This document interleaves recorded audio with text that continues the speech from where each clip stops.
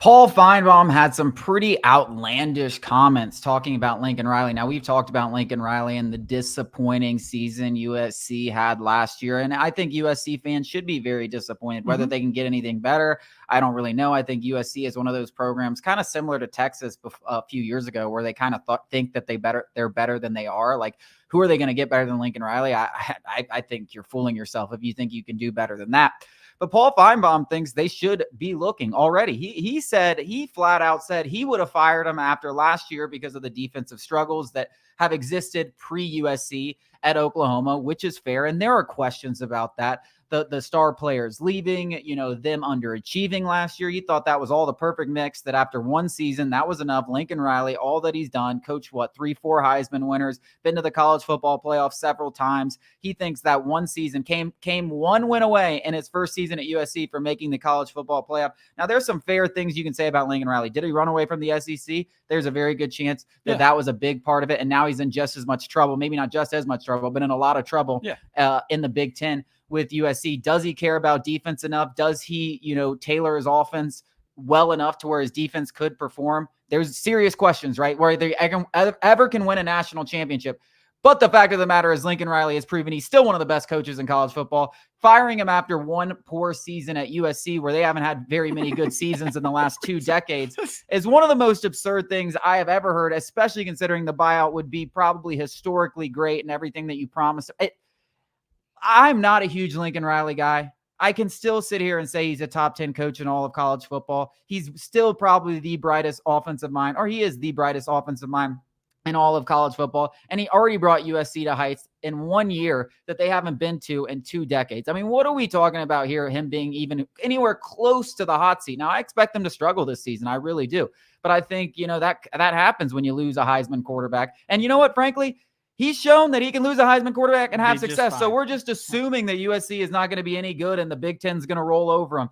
Fair, but if USC is in the conversation for a college football playoff berth at the end of this season, would anybody really be that surprised? Well, I don't know quite what. I mean, maybe something stuck in Finebaum's craw about Lincoln Riley dodging the SEC, and there's no arguing about that he absolutely did, because he didn't go to a step up. Like, Oklahoma is one of the premier programs in this country. I don't care what you say about it. They are not only still one of, in terms of resources and success, recent success, they're one of the most storied programs, maybe the most storied program combined with recent success in this country. So he definitely dodged the SEC. That's fair. The criticism about the defense is fair. He hasn't been able to recruit on that side of the ball very, very well. The defensive coordinator hires haven't worked out.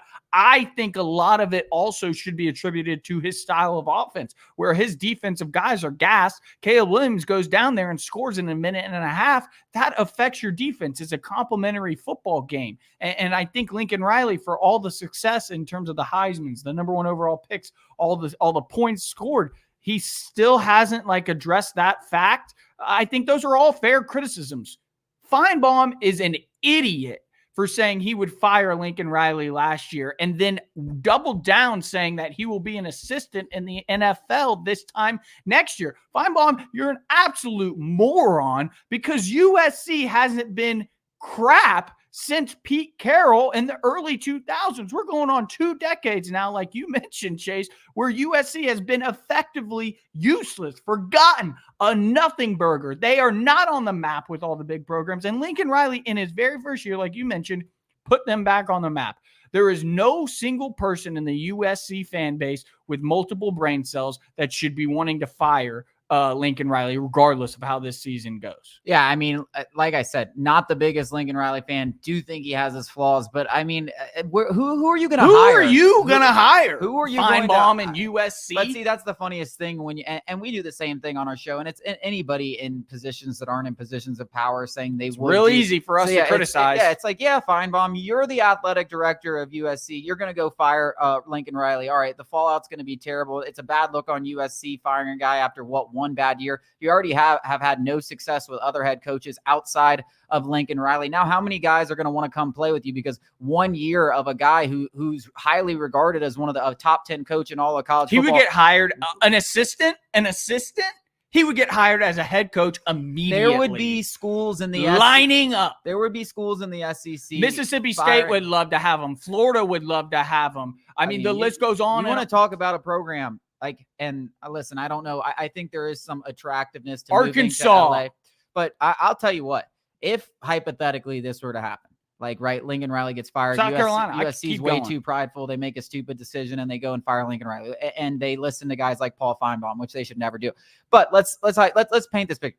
Florida? Like, are you kidding me? Florida. I mean, if I am Florida, I mean, I know all those schools, but you're going to have to be a little bit more attractive, I think, to get a guy like Lincoln you're Riley. right. Yeah, we're not even talking about, schools not wanting Lincoln Riley. It's like Lincoln Riley's going to sift through the premier programs that he wants. Florida is going to be sitting right there like begging. Hugh Freeze has a bad year at Auburn. They might fire him just to get Lincoln Riley. I mean, there would be so many teams willing there would be so many teams willing to fire hell, like Ryan Day doesn't win a national championship at Ohio State. They might actually be willing to do something like that. I mean, it's like, that's the level of coach we're talking about Lincoln Riley is being. And you're like, yeah, just fire this guy because he had a bad season. I mean, give me a break. And frankly, there would be NFL teams calling too. Correct. A ton, and not just assistant guys. No, head coaches. There would be guys, head coaches. I mean, look at all the young. Cliff Kingsbury can't hold a candle to what Lincoln Riley did, and he got a head coach. Look at all the offensive guys that they're willing to hand big money contracts to be head coaches that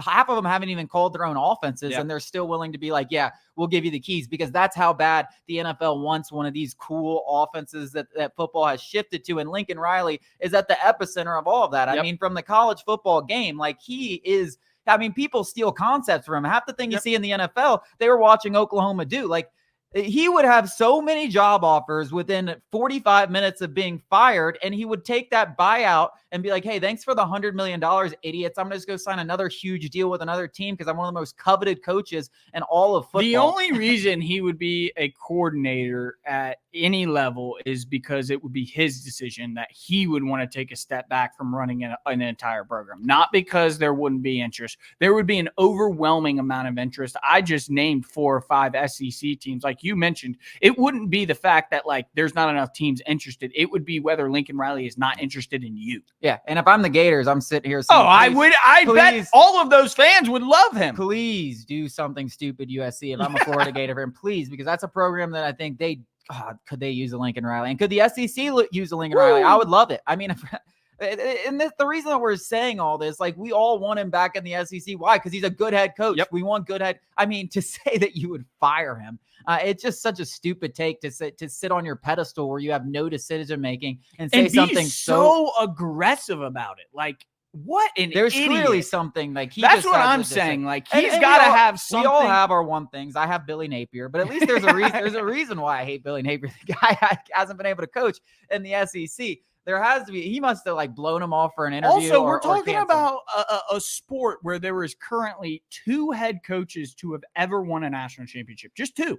Yeah, I mean, people act like they just grow on trees. It's the same thing where like Ryan Day should be fired if he doesn't. I'm like, guys, like Ryan Day's pretty good. Like, your guys are in the mix and like recruiting at an incredible rate. And like, it's the grass is always greener on the other side kind of mindset. And it's like, I can tell you from experience, whether it's professional, it's the same way I think about Brian Snicker. Like, yeah, okay, you don't like him. Okay, who are you going to get to replace him, and who's going to get better? Probably nobody. Like, there's not, like, maybe he's not the best manager, but he's probably top 5. And like, you don't just fire guys that are top 5 trying to get number 1, because that's how you end up with an idiot on your sidelines.